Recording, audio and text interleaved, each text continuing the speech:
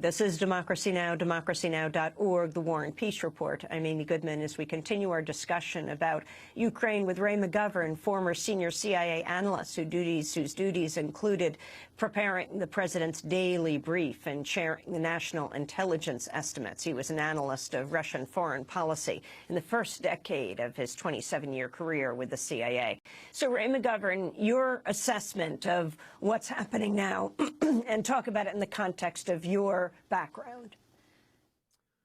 Well, thank you, Amy. I think Professor Snyder was quite right in talking about the haze surrounding what's going on inside the Ukraine.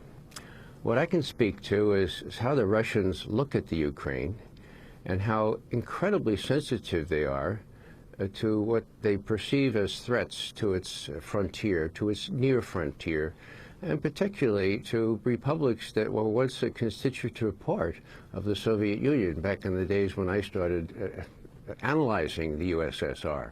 So the Ukraine is something special, not only historically, not only economically, politically, but for all kinds of strategic reasons.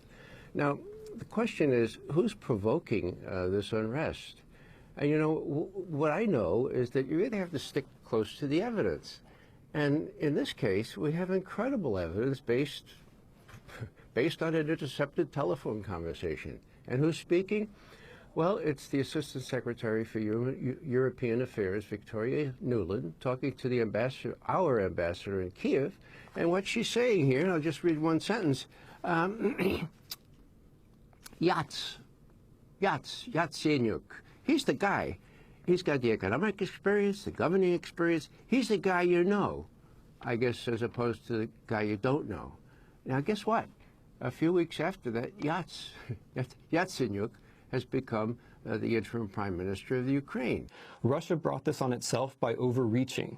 And one of the reasons why Russia is invading Ukraine now is to make sure that we forget all about that.